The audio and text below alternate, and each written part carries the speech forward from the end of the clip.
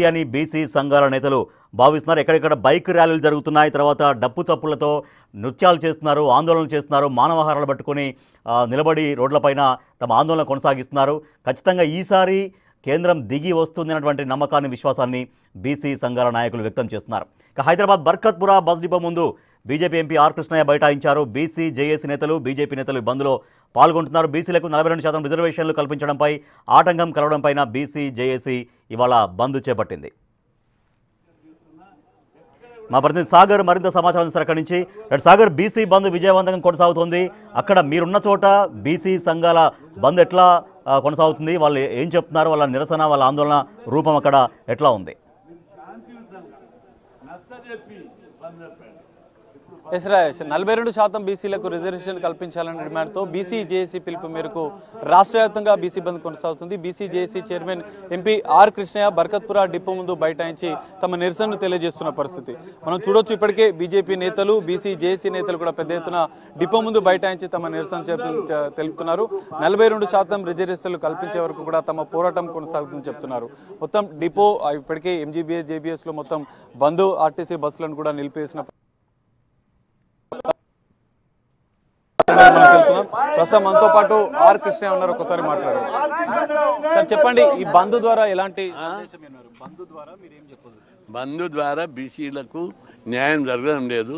న్యాయం అన్ని రంగాల్లో, రాజకీయ రంగంలో, విద్యా ఉద్యోగ రంగంలో, అన్ని రంగాల్లో ఇది ప్రజాస్వామ్యం. ప్రజాస్వామ్యంలో ఎవరి జనాభా ప్రకారం వారికి వాటా లభించాలి. 76 ఏళ్ల తర్వాత కూడా వాటా లభిస్తలేదు. అందుకే మా వాటా బాకు లభించాలని చెప్పి డిమాండ్ చేస్తున్నాం. రెండవది, అన్ని పార్టీలు కూడా చిత్తశుద్ధితో బీసీలకు పాల్పడాలని కోరుతున్నాం. ప్రభుత్వము అక్కడ ఇక్కడ దుబనిగా చూస్తుంది. మీరు సరైన పద్ధతిలో దీన్ని అన్ని రకాలుగా ఒత్తిళ్లు తెచ్చి దీన్ని ముందుకు తీసుకుపోయి 42 మీరు హామీ ఇచ్చారు. ఖచ్చితంగా పార్టీ పరంగా కాకుండా ప్రభుత్వ పరంగా చట్టరూపంగానే అమలు చేయాలని డిమాండ్ ఇస్తున్నాం. ఈ రోజు ఒక బంద్ ద్వారానైనా ఇంకా ఎలాంటి కార్యక్రమాలు భవిష్యత్తులో బీసీ జేఏసీ నిర్వహించారు? బంద్ అనేది ఫస్ట్ స్టెప్, ఆరంభం మాత్రమే. ఇంకా భవిష్యత్తులో ప్రజా సదస్సుల ద్వారా, బహిరంగ సభల ద్వారా, పెద్ద ఎత్తున మిలియన్ మార్చ్ ద్వారా అనేక రకాలుగా ఒత్తిడి తీసుకొచ్చి ప్రభుత్వాలను, పార్టీలను, వ్యవస్థలను, న్యాయ వ్యవస్థ బీసీలకు వ్యతిరేకం, శాసన వ్యవస్థ బీసీలకు వ్యతిరేకం, రాజకీయ వ్యవస్థ బీసీలకు వ్యతిరేకం. అన్ని రంగాల్లో అన్యాయం జరుగుతుంది. ఇప్పుడు ఇది ఒకటే కాదు, అన్ని రంగాల్లో న్యాయం జరగాలని బంద్ ఫర్ జస్టిస్ అని పిలిపించాం. న్యాయం కొరకు బంద్. రిజర్వేషన్లకు కొన్ని అడ్డంకులు వస్తున్నాయి. ఈ అడ్డంకులను ఎలా అధిగమించబోతున్నారు? ఎక్కడ అడ్డంకులు వస్తున్నాయి? ప్రభుత్వాలు పర్ఫెక్ట్గా విధాన నిర్ణయాలు తీసుకుంటే ఎక్కడ ఆటంకాలు లేవు. పర్ఫెక్ట్గా కొట్లాడాలి. కొట్లాడితే సాధ్యం అవుతుంది. ఇప్పుడు తమిళనాడులో సాధ్యమైంది, ఇక్కడ ఎందుకు సాధ్యం కాదు? అదేవిధంగా ఎస్సీ ఎస్టీలకు జనాభా ప్రకారం ఇచ్చారని మన సోదరులే నిన్న బహిరంగంగా ప్రకటించారు. బీసీలకు జనాభా ప్రకారం ఇవ్వడానికి ఇబ్బంది ఏముంది? ఇన్ని రోజులు 76 ఏళ్ళు ఏం చేశారు? ఈరోజు మీద నెట్టడం ఎందుకు అని చెప్పి నేను ప్రశ్నిస్తాను.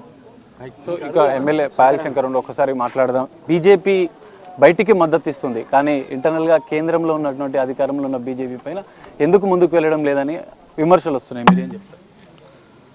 భారతీయ జనతా పార్టీ 42% బీసీలకు రిజర్వేషన్లు రావాలని శాసనసభలో బిల్లు పెట్టిన వెంటనే అన్ని రాజకీయ పార్టీల కన్నా ముందు బిల్లుకు మద్దతు ఇచ్చింది భారతీయ జనతా పార్టీ. మద్దతు ఇవ్వడమే కాకుండా బిల్లులో ఉన్నటువంటి లోపాలని ఆ రోజే మేము ఎత్తి చూపినాం. ఆశల పల్లకిలో బీసీలను ఊరేగించి రాజకీయ పబ్బం గడుపుకోవడానికి ప్రయత్నం చేయకండి అని చెప్పినాం. మేము చెప్పినటువంటి మాటలని పెడచెవిన పెట్టిండు, ఇచ్చినటువంటి సలహా సూచనలు పట్టించుకోలేదు.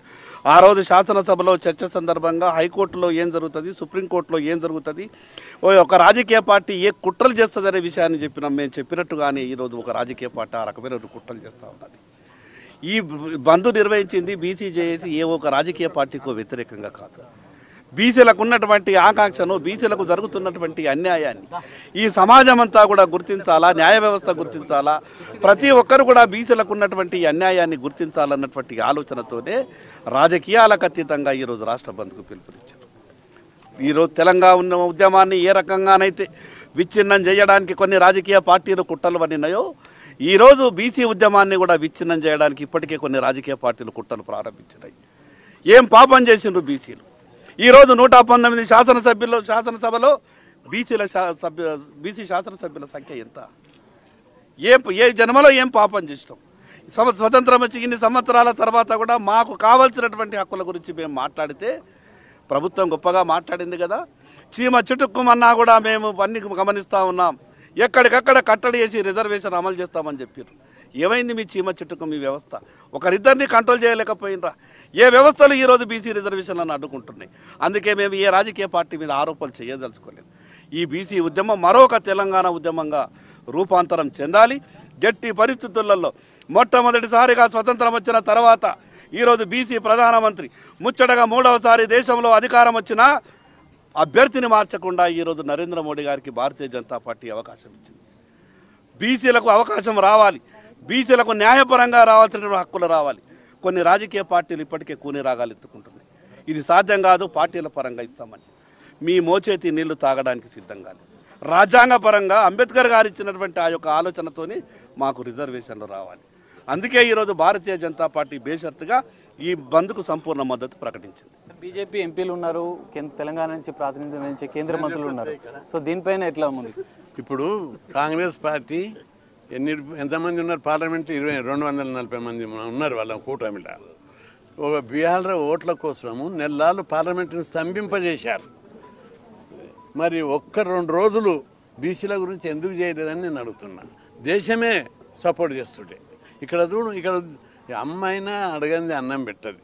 మా మోడీ ప్రధానమంత్రి, గొప్ప ప్రధానమంత్రి, యోగి దేశం యొక్క అదృష్టం. ఆ పార్టీని ఉన్నాను కాదు, అందరు ప్రపంచంలో ఉన్న దేశాలందరూ ఎయిర్పోర్ట్ వచ్చి ఆ దేశ అధ్యక్షులు, మామూలు ప్రజలు కాదు, దేశ అధ్యక్షులు ఆయనకు పాదాభినందన చేస్తున్నారు. నేపాల్ ప్రజలు నేపాల్ను ఇండియాలో కలుపుకో మోడీ ప్రధాని ఉన్నాడని శ్రీలంకలో ప్రదర్శనలు చేస్తారు. ఇంత గొప్ప ప్రధాని బీసీలకు ఉన్నాడు. ఉపరాష్ట్రపతి బీసీలకు ఇచ్చినాము, రాష్ట్రపతి గిరిజనులకు ఇచ్చినాము. బీజేపీ పార్టీ ఉన్న పదవులన్నీ ఎస్సీ ఎస్టీ బీసీలకే ఇచ్చింది. అటువంటిప్పుడు ఇప్పుడు ఇంకోటి కూడా గుర్తుపెట్టుకో, బీజేపీ జనాభా లెక్కలు ఇది ఎన్నోసార్లు జరిగినాయి. 76 ఏళ్ళల్లో కులగణన ఏ పార్టీ అని ఒప్పుకుందా? మేము 30 సార్లు ప్రధానమంత్రిని కలిసినాం, 50 సార్లు ధర్నాలు చేసినాం, సుప్రీంకోర్టులో కేసు వేసిన 10 ఏళ్ల నుంచి. ఆ పార్టీలు ఒప్పుకోలేదు కులగణన. బీజేపీ పార్టీ చరిత్రలో మొదటిసారి కులగణనకు ఒప్పుకుంది. అంటే ఇది ఒక చరిత్ర. ఏది చేసినా బీజేపీ పార్టీ నిర్మాణాత్మకంగా చరిత్ర నిలిచిపోయేటట్టుగా. బీజేపీ పార్టీ కులగణన చేస్తుందంటే అర్థం ఏమిటిది? మెంటల్గా ప్రిపేర్ అయింది. అన్ని రంగాలలో కులగణన వివరాలు వస్తే బీసీల జనాభా ప్రకారం బీసీలకు వాటా ఇవ్వడానికి ప్రిపేర్ అయింది. అయ్యే కులగణనకు సిద్ధమైన. గతంలో ఎందుకు సిద్ధం కాలేదు? వాటా అడుగుతారని పక్కకు పెట్టేశారు. ఇప్పుడు సిద్ధమై ఇచ్చినాం. ముందు ముందు చూస్తారు. ఇప్పటికే అంటే మేము అఖిల పక్షాలు ఢిల్లీలో పోయి ధర్నాలు చేస్తే సాధ్యమైనది కాదు. వ్యవస్థలను స్తంభింపజేస్తే వ్యవస్థలను ఒకసారి స్తంభింపజేస్తేనే సాధ్యమవుతుంది, మార్పు వస్తుంది అనేది మేము అనుకుంటున్నాం. ఒక వ్యవస్థ ప్రపంచం లోపల కూడా సమాజంలో మౌలికమైన మార్పులు ఎప్పుడు వచ్చినాయి? వ్యవస్థను కుదింపాలి, ఓసారి ఒక కుదుపు కుదుపాలి, అప్పుడే అందరు దారికి వస్తారు. న్యాయ వ్యవస్థ, రాజకీయ వ్యవస్థ, శాసన వ్యవస్థ, అన్ని వ్యవస్థలు బీసీలకు వ్యతిరేకంగా